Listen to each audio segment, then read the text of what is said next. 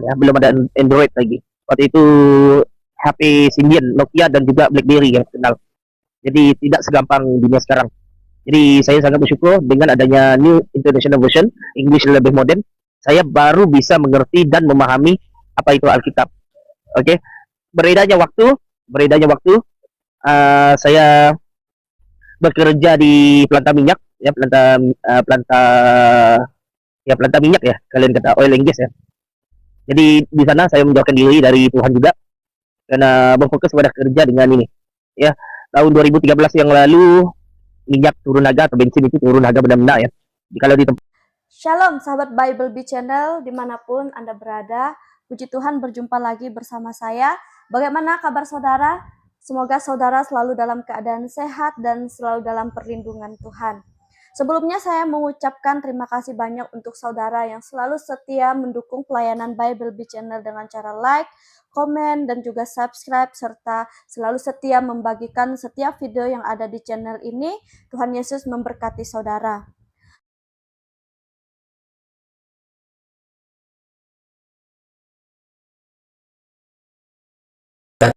Semangat terus, Tuhan Yesus memberkati pelayanannya. Orang teman, dia adalah orang Myanmar, dia pelarian, ya, dia banyak mengajar saya dari perjanjian baru dan perjanjian lama. Dia juga menghadiahkan saya Alkitab, namanya adalah Alkitab versi Inggris saat itu, NIV. Waktu itu belum ada Android lagi teman-teman ya, belum ada Android lagi. Waktu itu HP Symbian, Nokia dan juga BlackBerry yang kenal. Jadi tidak segampang dunia sekarang. Jadi saya sangat bersyukur dengan adanya New International Version, English lebih modern, saya baru bisa mengerti dan memahami apa itu Alkitab. Oke, beredarnya waktu, saya bekerja di planta minyak, ya planta minyak ya, kalian kata oil and gas ya. Jadi di sana saya menjauhkan diri dari Tuhan juga karena berfokus pada kerja dengan ini. Ya, tahun 2013 yang lalu minyak turun harga atau bensin itu turun harga benar-benar ya. Jadi, kalau di tempat saya itu saya ambil kasanya dari 12.000 akhirnya turun menjadi 4.000 5.000 gitu ya. Tahun 2013 mungkin teman-teman ingat ya. Dan 2016 saya hampir lagi jadi Mormon karena bukan salah orang yang tidak membimbing saya, salah saya sendiri yang tidak pergi ke gereja ya, padahal saya udah ngaku Kristen saat itu, saya udah menerima Yesus tapi sama sekali Alkitab juga kayak gak baca gitu. Ya, jadi kalau dikatakan kapan saya bertobat, sesungguhnya 2018 yang lalu saya benar-benar menyerahkan diri, membawa keluarga saya itu ke gereja yang terdekat saat itu ya, dan saya mengabdikan di gereja tersebut 2018. Barulah saya benar-benar membaca Alkitab, belajar Alkitab, bertumbuh di sana. 2020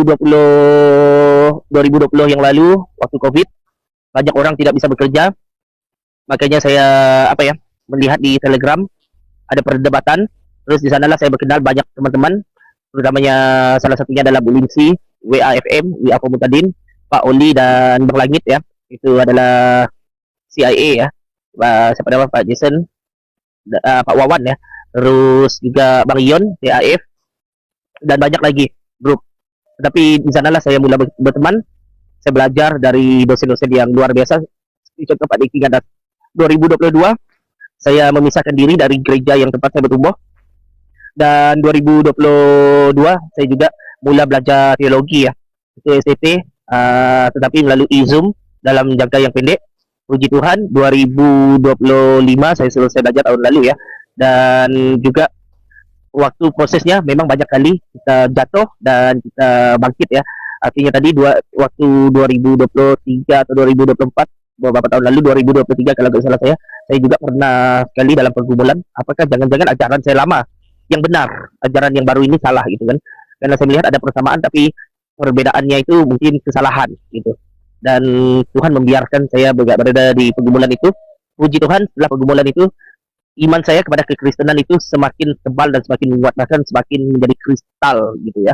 Jadi kalau saya kembali lagi, saya melihat pekerjaan Tuhan ini menarik saya sangat luar biasa, karena saya nggak akan bisa mengenal Kristus itu ya, karena saya nggak pernah baca Alkitab, bahkan Alkitab aja nggak ada, tapi bagaimana bisa ditarik? Itu karena dia telah mengutuskan orang untuk menarik saya, dan sebelum dia mengutuskan orang untuk menarik saya, dia telah mengosongkan pemikiran, bahkan mengosongkan ajaran saya. karena latar belakang saya juga adalah salaf, jadi memang sangat kuat ya, dan gak mungkin saya akan meninggalkan Islam. Tetapi dia telah mengosongkan itu dalam masa 1 tahun. Kalau sebelum itu saya yakin ya, jika pekerjaan Allah ini tidak sedemikian, pasti orang itu saya perdebatkan. Orang yang mengajak saya pasti berdebatkan. Tapi pekerjaan Tuhan ini dan rencananya sangat luar biasa. Dia membiarkan saya tanpa ajaran apapun, supaya saya kembali menjadi gelas yang kosong, barulah diisi. Isinya itu juga sangat simpel, 1 ayat aja menyebabkan saya tertarik. Ya, jadi itu aja, host. Gak ada yang menarik juga dari kesaksian saya.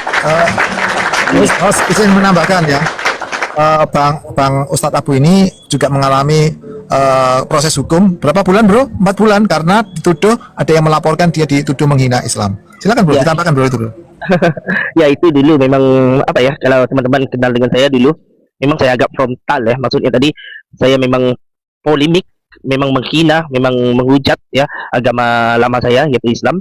Sehingga saya kan penghantar makanan ya, kerja saya adalah penghantar makanan. Ya, jadi waktu saya diskusi atau waktu saya menghina agama sebelah, jadi ada yang pasti ada orang kiri kanan akan yang mendengar toh. Dan dari situlah saya terkena proses hukum karena menghina agama. Tapi mereka gak bisa apa ya, gak bisa Menunjukkan menjatuhkan hukum saya ya. Ya, gak bisa bukti kepada saya. Kira-kira begitu Bang Hos. Ya, tapi luar biasa karena kita tidak bisa kita. Di dalam hukum Malaysia, bagi mereka yang menghina agama itu golongan orang yang majnun, maka dimasukkan rehabilitasi ya, begitu ya Ustaz? Iya, benar. Jadi mengalami biasanya kan saya dulu loh ini kok lama Ustaz Harun nggak pernah nongol ini kan gitu. Iya, sebenarnya begini ya, kalau di Malaysia itu hukumnya lebih adil. Yang menghina agama itu adalah orang gila, jadi harus diuji tahap warasnya.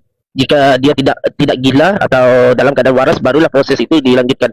Jika dia gila, ya itu bukan kesalahan, karena orang gila itu kan tidak bisa diambil hukum, tapi bisa diambil tindakan, yaitu masukkan ke dalam rumah sakit jiwa kan, supaya jiwanya itu bagus.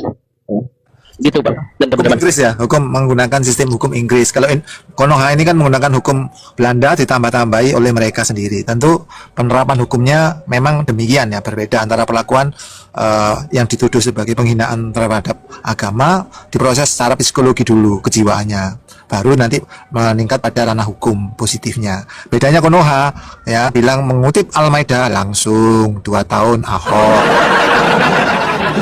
Ya, minta tolong musolanya, masjidnya tolong kenceng speakernya. 2 tahun, Oke. 1 tahun ya. Oke, baik Bang. Oke, sebentar Bang. Bapak Ustadz Harun ini asli Malaysia, orang Melayu, Ya benar, saya orang Melayu asli Malaysia. lahir Islam gitu. Ya, dilahirkan Islam. Cuma sering di Indonesia, makanya saya menggunakan bahasa Indonesia ya, atau gaya bahasa Indonesia. Oke. Ini jadi keluarga, maksudnya keluarga itu orang tua atau istri anak gitu tadi? Semua orang tua maksudnya satu keluarga ya, yang melahirkan saya, ibu bapak saya. Udah jadi pengikut Kristus ya? Tidak. Orang tua saya, keluarga besar saya sama sekali bebal, dan mereka tidak percaya dengan Kristus, bahkan sangat ngeyel dengan agama lamanya. Oh iya, sama lah kayak aku. Dan itu adalah tantangan terberat. Sama kayak aku juga. Ya, itu adalah tantangan yang terberat. Karena saat bicara agama mereka marah-marah ya. Sama-sama. Jadi memang berat. Ya, tapi kita percaya satu orang diselamatkan, seisi keluarga akan diselamatkan, itu janji Tuhan. Amin. Tinggal tunggu waktunya aja Bang ya. Kita doakan terus. Oke, di sini ada Ibu Sonia. Dia tadi tapping di bawah. Dia itu bertobat juga gara-gara melihat. Tadi melihat apa Bu? Ya, shalom. Dengar suara saya? Ya, dengar. Dengar Bu. Ini ada toa di kampung apa di sekitar rumah saya, nggak apa-apa, nggak mengganggu ini. Nanti saja ya, saya naik lagi ya. Di mute dulu aja. Mute aja dulu. Di mute aja nggak apa-apa. Ya, oke. Oke, siap. Ada Opung mau nambahin Opung? Panda lah ya. Panda. Ya, sekejap memang cari minuman dah. Ada suara jin ya Bu. Ya, siapa yang mau nambahin? Silakan Opung atau Bang Eng atau Bang Ustadz Harun. Terus kenapa bisa dipanggil Ustadz ya? Es teh manis satu, es teh manis.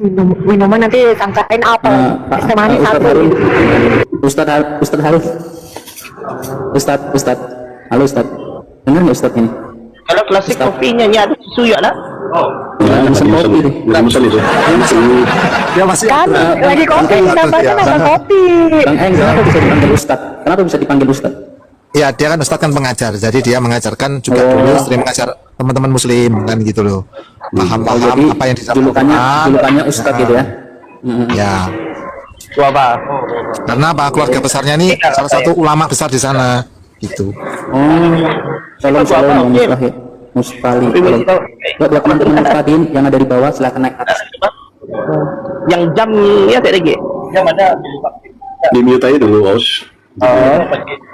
I see. Dia lupa di mute itu. Nggak bisa di mute. Tebal. Nggak bisa di mute. Ada tuh kebal mute. Bosnya punya rumah nggak bisa kontrol ini tamunya. Bang coba Nggak pelan-pelan. bisa di mute. Bener Ya. Oh. Nggak bisa lihat. Oke Kak An. Emang nggak nongol, mic-nya, mikrofonnya nggak nongol. Nongol, tapi nggak bisa ini. Bang Nggak bisa. Bang siapa nih? Yang typing ya, Abang. Jangan Bang, kalau aku yang bersaksi ntar lama. Kan udah kalau aku. Kak Ari ini pertama kali kita buka komal room kesaksian, dia dulu yang kesaksian. Oh, saya belum dengar. Kak, Ternyata Anda kurang beruntung. Telat udah banyak yang tahu kalau Bu, kesaksian Ibu aku. Sonia udah selesai Bu, udah selesai itunya, Bu Sonia. Oke, Ya, jam sudah, itu sudah. bisa, udah. Makasih ya. Pak Ustadz Harun, sebentar Ustadz Harun. Halo Ustadz. Oh nggak bisa di mute ya? Apa? Udah lanjut Bu. Ya tadi saya dengar kesaksiannya yang tadi ya. Makanya saya typing karena memang tuh kejadian itu terjadi sama keluarga saya. Kami keluarga Kristen tapi dibesarkan karena di Jakarta ya hidupnya tuh ya gitulah kalau dibilang ya berantakan lah gitu. Tapi ya mungkin kan Tuhan itu kan baik ya, mendengar doa-doa orang tua kita, oma opa ya kan. Kakak saya itu 35 tahun sudah nyebrang. Ibu saya terus berdoa. Kebetulan ibu saya itu juga bertobat, akhirnya benar sungguh-sungguh ya, maksudnya jalanin hidup seperti seperti yang Tuhan mau gitu kan. Ya itulah doanya didengar setelah 35 tahun. Tapi cara dia bertobatnya itu, dia pertama itu dia lihat waktu itu FPI yang zaman Habib Rizik itu, yang orang puasa itu yang barang-barangnya dilempar-lemparin, warung-warung ditutup-tutupin. Dari situ mungkin Roh Kudus bekerja di situ ya. Gitu. Jadi ya itu kesaksiannya gitu. Kakak saya kandung, kakak di atas saya persis gitu. Tapi memang kalau sekarang ini pergumulan tetap masih ada, anak-anaknya belum, termasuk saya juga. Tapi ya itu saya percayanya tuh begini, bahwa satu orang bertobat satu rumah akan diselamatkan kan. Mungkin saat nanti saya juga udah nggak ada, kakak saya nggak ada, anak-anak dengan cara mereka, cara Tuhan lah. Cara Tuhan kan ajaib ya. Itu aja kesaksian saya. Ya sekarang ini ya saya juga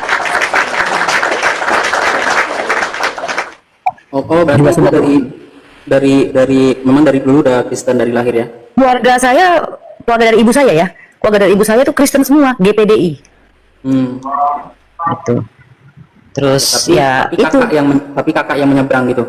Nyebrang kakak saya, ya. Terus akhirnya karena melihat tingkat-tingkat FPI itu kakak balik lagi gitu. Betul. Jadi di situ ya kalau saya pikir mungkin di situ ya Roh Kudus bekerja ya, kasih pengertian ya kan. Kalau saya lihat ada kesamaan ya, yaitu kasih loh. Karena FPI itu kelihatan tidak mengasihi sesama manusia, melainkan sesama pahaman. Iya. Mungkin itu ya kan. Memang begitu kan mereka gitu loh. Contohnya aja nih kayak Toa ya kan. Kita aja kan yang tidak seperti mereka beribadah, mereka paksa denger gitu. Untuk apa gitu kan. Itu jam 2, jam 3, 4 kurang seperempat itu sudah bunyi loh. Kan ada orang yang tidur pagi ya kan, termasuk saya. Kalau udah tua itu kan suka tidur agak sulit kan.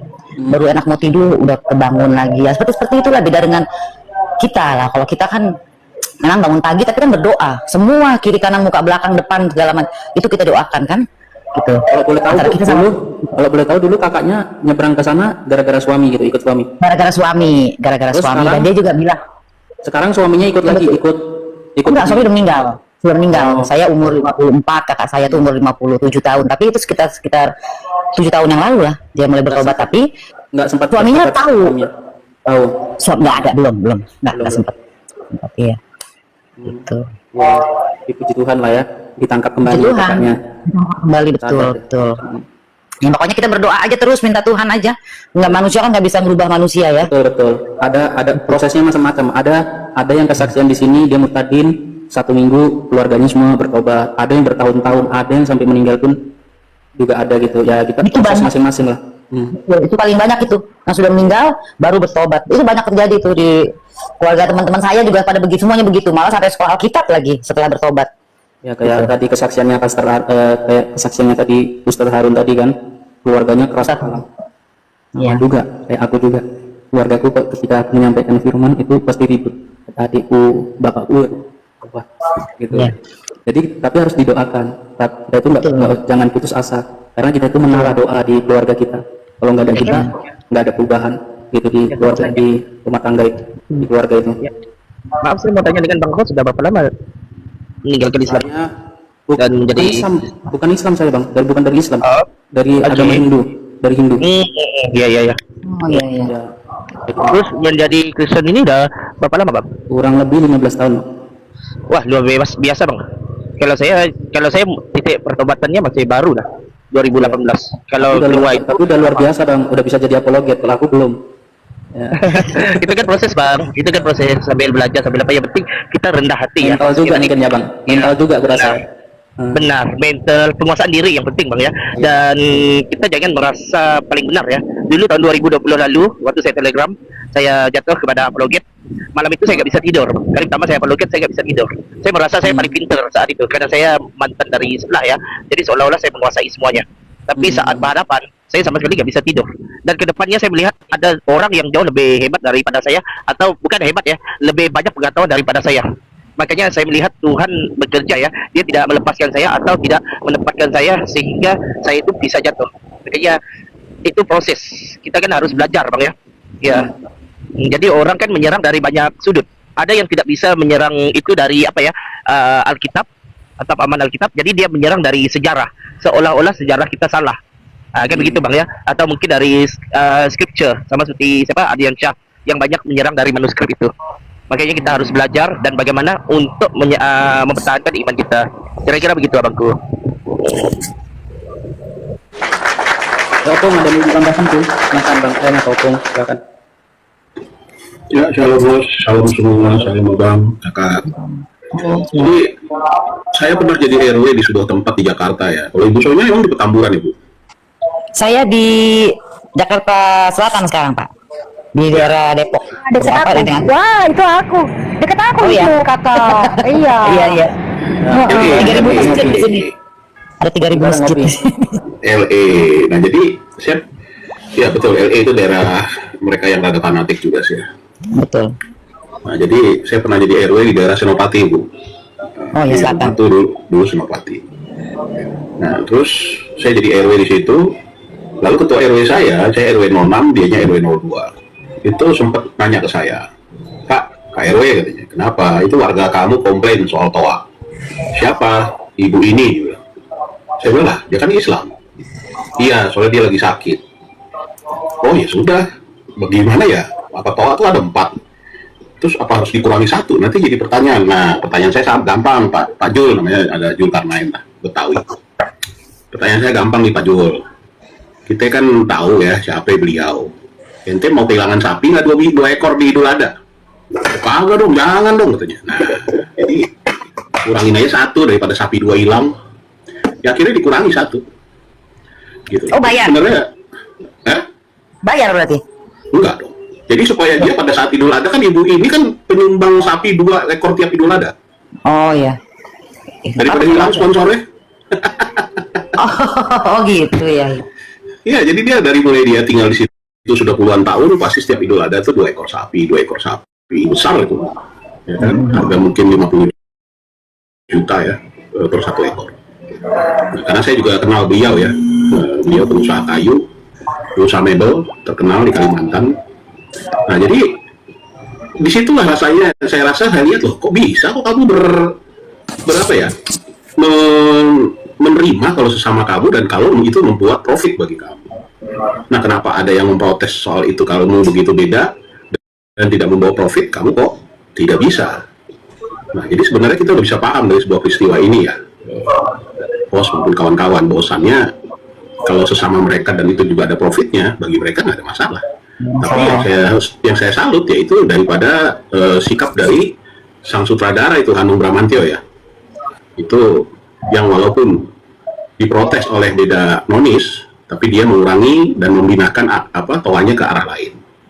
Nah, artinya di sini yang saya garis bawahi adalah mudah-mudahan para murtadin ini pun mampu untuk memberikan yang terbaik. Bahwasannya sebenarnya terlalu fanatik itu juga mencelakakan keimanan kita. Karena apa? Terlalu fanatik itu justru nanti malah menjadi batu sandungan bagi kita. Nah, mereka sebenarnya begitu. Jadi mereka ini terlalu fanatik, tapi fanatik yang nggak jelas. Mereka nggak tahu apa itu arti fanatik, apa itu artinya begini. Yang penting jalanin. Seperti tadi ibu bilang di kakak ibu itu, begitu melihat FPI segala macam baru ngerti. Padahal sebelum-sebelumnya itu sudah sering terjadi di Jakarta kan. Gitu. Nah, jadi memang kalau daerah saya dulu itu bukan daerah yang ekstrim, karena sekalipun ekstrim kita bisa menghantam karena di situ banyak pejabat-pejabat, orang-orang besar. Nah, sehingga kita bisa ngatasi dengan jalur yang lebih tertib lah atau teratur. Tapi kasihan kalau di Kemayoran, Petamburan seperti ibu bilang tadi, daerah Lenteng Agung, Depok itu terus Jakarta Utara kayak Meruya gitu kan, Warakas gitu kan. Nah, itu daerah-daerah ekstrim. Nah, jadi saya rasa sih hanya di Indonesia mungkin tadi ya Bang Harun ya. Kalau di Indonesia kan, kalau di Malaysia kan dianggap sebuah kejiwaan. Tapi kalau di Indonesia kan dianggap lebih tinggi mungkin dari Malaysia ya. Orang Indonesia ini menganggap lebih pemilik surga kali ya, sehingga dia bisa menentukan keimanan atau takaran daripada pelanggaran iman seseorang. Tapi saya lebih setuju kalau seperti cara Malaysia itu lebih, walaupun dibilang itu gangguan jiwa tidak masuk ke dalam ranah agama, tapi ya itu lebih wise lah, lebih bijak. Kalau saya bilang sih begitu. Silakan lanjut, Bang Kos. Terima kasih.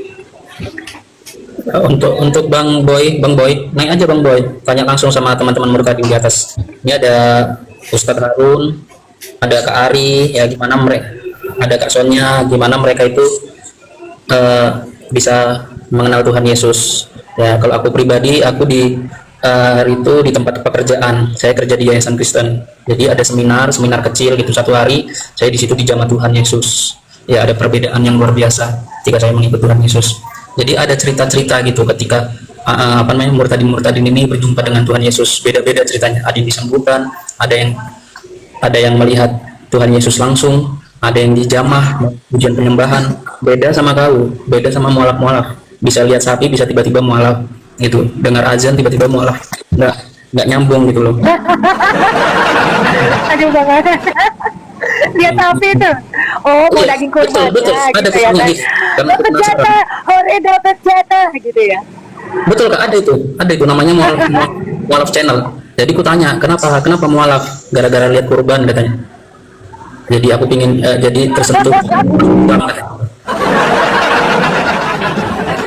Jadi kami ini yang murtadin Kurbannya kali.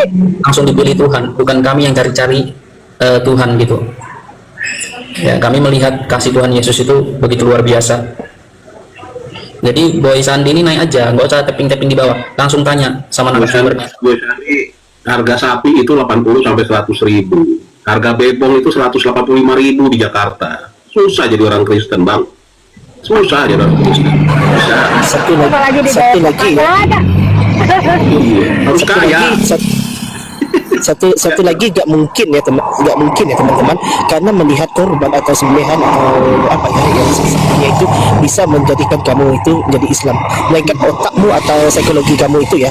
Jujur saya katakan, saat saya melihat korban yang disembelih, hati saya itu tersayat loh. Saya ngeri loh karena kesakitan yang ada pada hewan itu. Bahkan jujur ya, jika hewan itu dikorbankan, saya nggak makan loh. Kalau saya melihat orang yang sembelih ayam itu ya, dan saya melihat ayamnya meronta-ronta sekian ini, daging ayamnya itu saya nggak makan. Jujur saya katakan ya, melainkan seperti yang saya katakan tadi, yang jiwa psikologinya itu terganggu, makanya dia suka melihat hal yang seperti itu, di mana pisau menyayat ya kan, hewan yang meronta-ronta, itu pasti jiwa yang atau mentalnya itu terganggu atau suka hal yang sebegitu, yang psikologinya itu udah tahap kayak bisa saya katakan psikopat yang suka melihat kesakitan. Jadi Bang Ustadz udah vegan dong sekarang, udah vegan ya, udah vegetarian Bang Ustadz ya? Enggak, saya nggak vegan, jujur saya nggak vegan. Saya makan ayam, saya makan ayam, tapi jika ayamnya hidup, terus ada orang yang menyembelihnya di hadapan saya, daging itu saya nggak makan. Ya, tetapi kalau dia nyembelih di belakang saya dan dia masak, ayamnya udah dipotong, ya saya makan. gitu. Karena saya ngeri, jujur saya ngeri lihat pisau yang sangat tajam, terus darahnya itu keluar, terus hewannya meronta-ronta. Waktu saya makan saya terbayang-bayang itu loh, gitu. Bang Ustadz mau jawab Ya, nggak? Yesus katanya nggak makan bebong katanya. Di Arab mana ada bebong? Di Israel memang ada bebong. Ya sebenarnya gini, itulah kesalahan mereka dan memaksa ya. Kita bukan mengikut sunnah tapi kita mengikut perintah. Memang Yesus gak makan bebek. Memang Yesus gak makan pizza. Saya makan pizza kok. Yesus gak makan buga. Saya makan buga kok. Yesus gak berkendaraan. Saya berkendaraan kok. Makanya kami gak ada istilah fawailul hadis kullu bid'ah fa innalalah. Selalu sesuatu yang baru itu adalah sesat dan sesuatu yang baru itu bid'ah dan sesuatu yang bid'ah itu sesat. Kami gak ada istilah itu. Kami hanya mengikut perintah bukan mengikut sunnah. Makanya Yesus gak makan bebek ya gak ada masalah. Melainkan jika Yesus sendiri mengatakan pengikut-pengikutku diharamkan atau jauhlah kalian daripada makan bebong. Itu beda. Itu kami akan ikut. Itu sangat simpel itu. Ya. Betul. Bung, Bu Ayi Sandi ini juga tadi rata-rata numpang hidup ke Kristen bukan kebenaran ya, numpang hidup katanya. Ya tapi habis itu di bawahnya bilang gua aja dari Kristen, lahir nggak melihat Yesus. Lah, Kristen itu gimana sih? Kamu nih berbohong atas 3 hal ya? Ya, karena nggak rajin ke gereja ya, nggak rajin sekolah minggu dulu masih kecil. Adalah suka-suka mula boy, rebutan donasi. Ya ampun, kamu tuh yang sering pakai jala ikan tuh di daerah Depok, minta-minta dana untuk pembangunan tempat ibadah siapa? Kamu tuh di mana? Bang Sandi, Pastor siapa namanya? Ustadz Harun, ada nggak perubahan sebelum menerima Tuhan Yesus? Kan misalnya aku dulu ya Ustadz ya, aku dulu ya. Sebelum aku menerima Tuhan Yesus itu, dulu itu aku suka emosi, marah-marah, ada pikiran-pikiran najis dalam hidupku. Tapi ketika aku menerima Tuhan Yesus, ada perubahan yang begitu besar yang kurasakan gitu. Ada nggak Ustadz rasakan kayak gitu? Manusia-manusia lama gitu. Halo Ustadz. Yes. Ya, sebentar ya. Oke, ya, jadi itu adalah proses ya. Seperti yang saya katakan tadi, saya tinggalkan karena hati minan nas. Jadi ya pasti itu yang diisi utama. Memang ada perubahan di mana saya lebih mengasihi sesama manusia, dan untuk mencapai itu adalah penguasaan diri ya. Penguasaan diri itu yang penting. Karena pasal 5 atau ayat 21-22. Dan setelah menjadi Kristen atau mempelajari sesungguhnya atau membaca Alkitab dan belajar sesungguhnya itu memang jauh dari yang sebelumnya. Kalau sebelumnya ini ya maaf kata, saya agak sombong dengan pahaman saya dengan pribadi saya. Saya melihat orang yang tidak sholat itu sepertinya adalah calon neraka dan pasti ke neraka, dan saya pasti ke surga. Saya melihat orang yang ilmunya kurang itu adalah orang yang boleh saya katakan itu gak guna masuk Islam atau gak ada gunanya di dalam Islam, karena sama sekali gak mensyiarkan Islam, bahkan gak mempertahankan Islam. Tapi dalam kekristenan beda. Saya melihat lebih kasih terhadap manusia itu lebih tinggi dan diterapkan gitu Bang. Berarti dulu ketika masih Islam ada dendam-dendam gitu ya, melihat yang lain gitu ya, bukan muslim ya. Iya benar, karena mereka kan, kalau saya di posisi Islam ya saat itu, jadi di luar Islam itu pasti kafir, dan kafir itu pasti masuk neraka. Bahkan Islam sendiri juga itu ada kafir kan, seperti contoh Mujazimah itu kan kafir, jadi itu pasti masuk neraka juga. Berbeda pandangan, kalau tidak selaras dengan Al-Quran dan Sunnah, ya itu pasti masuk neraka juga.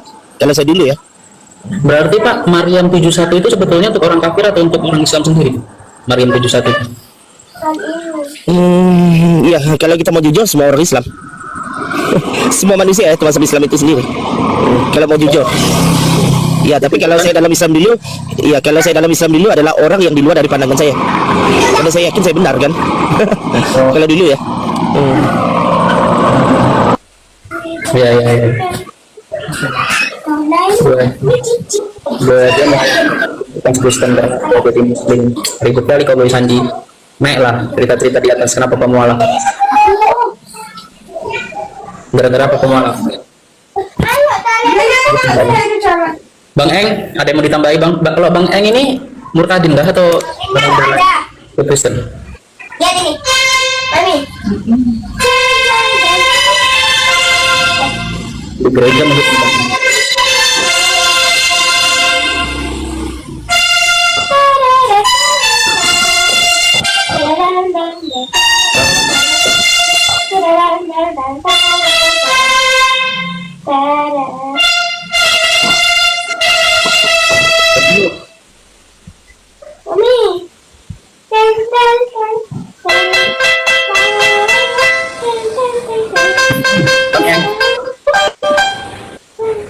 Muhammad ada nggak di bawah nih Muhammad? Kok nggak bisa tuh? Ya. Ini yang di bawah ya Bro Sandi. Muhtadin rata-rata numpang hidup kekristenan. Saya tidak nafikan itu, memang rata-rata ada segitu, tapi saya bukan salah seorang daripada itu, dan teman-teman di atas juga bukan salah seorang daripada yang kamu katakan. Ya. Numpang, maksudnya numpang di mana? Ya nggak mungkin numpang lah, ya orang murtad ini tuh udah Kristen juga sebenarnya. Gimana numpang? Ya, bahkan dalam pelayanan saya aja gak dibayar ya. Dengan bensinnya, dengan waktunya saya pergi ke tempat pedalaman itu sama sekali gak dibayar. Berbeda dengan ustadz-ustadz yang besar itu, kalau pergi untuk ceramah itu dibayar, dan nilainya itu sangat besar untuk dibayar. Bang Di Konoha juga kayak gitu, Ustaz mana ada? Bang Eng. Untuk ini enggak? Itu ada suara anak kecil, nanti takutnya gimana enggak? Ya.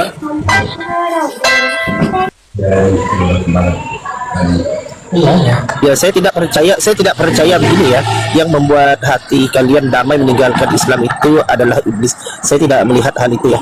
Sama sekali saya tidak percaya hal itu. Karena iblis saja simbolnya itu anti Christ loh.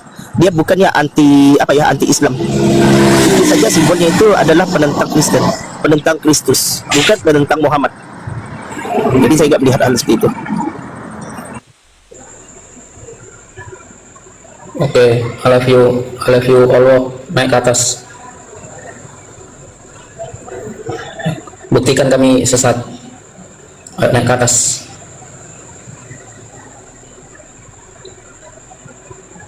Kak Yulita Eka, selamat malam Kak.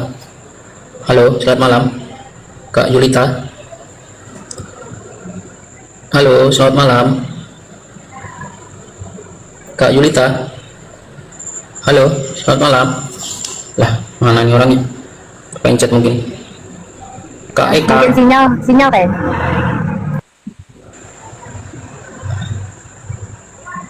Mungkin. Oke, nanti kalau mau naik multi lagi ya Kak ya. Sinyalnya mungkin nggak bagus. Ya, buat teman-teman yang mau naik silakan, teman-teman murtadin ya, atau mau bertanya, di sini ada Ustadz Harun yang bisa yang menjadi narasumber ya teman-teman ya. Silakan mau bertanya tentang apapun, silakan teman-teman. Mumpung masih ada Ustadz sini ya, Ustadz dari Malaysia.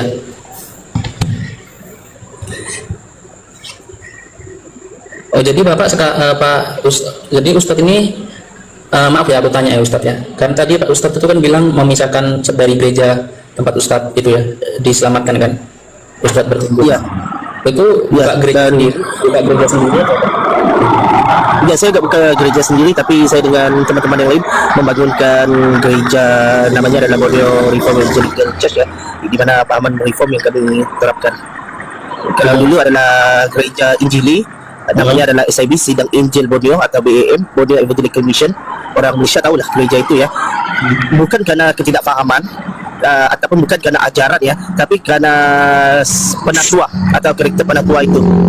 Jadi saya tidak berapa senang dengan pahaman penatua itu, dan saya tidak melihat damai, maka saya memisahkan diri dan cari ini.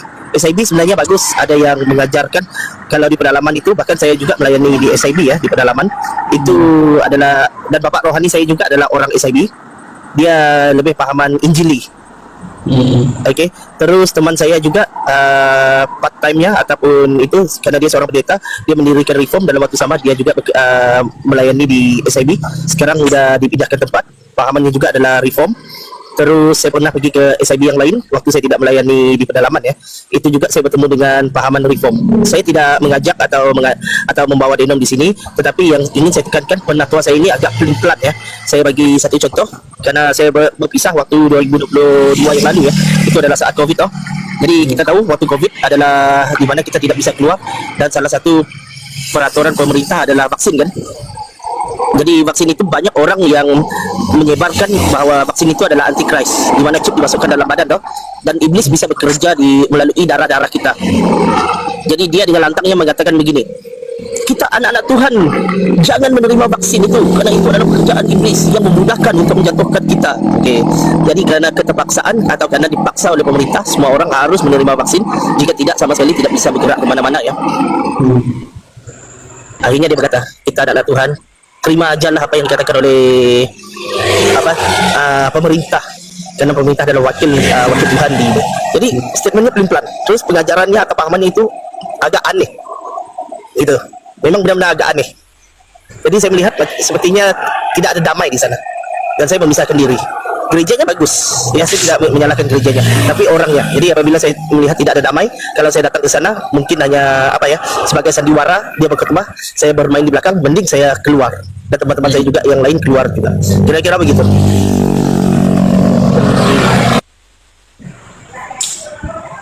Ya Kak Ari, ada yang mau ditambahin nggak? Kak Ari kan belum kesaksian ini, banyak yang belum dengerin. Itu kalau aku ini lagi di jalan abanganan, paling kalau nggak parkir nanti lompat sendiri dah bang, soalnya belum nyampe rumah nih, nggak enak, banyak suara motor mobil, maaf ya. Iya ya nggak apa-apa. Kena bisu kan Boy Sandi kan, bandel kau.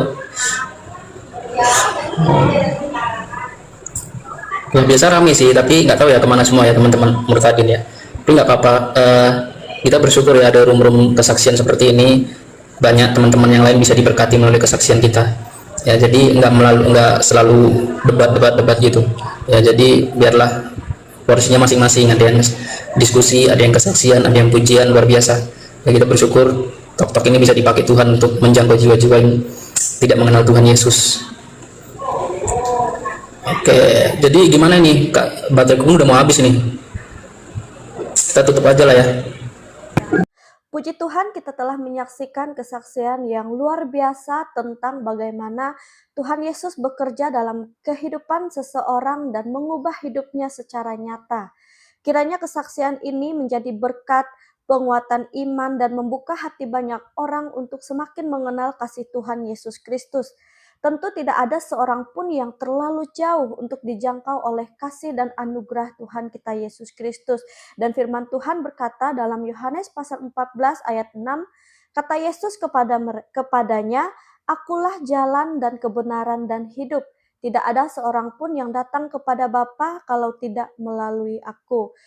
Sebelumnya saya mengucapkan terima kasih kepada saudara semua yang selalu setia mendukung Bible Bee Channel dengan cara like, komen, dan subscribe, dan juga selalu setia membagikan setiap video yang ada di channel ini. Tuhan Yesus memberkati saudara, dan saya berharap saudara terus membagikan setiap video-video yang ada di channel ini agar melalui ini nama Tuhan terus dipermuliakan, dan kita rindu banyak jiwa-jiwa yang mau datang dan mau melihat bagaimana Tuhan bekerja melalui setiap kehidupan orang-orang yang mau bersaksi, yang mau menyaksikan kebaikan Tuhan dalam kehidupan mereka.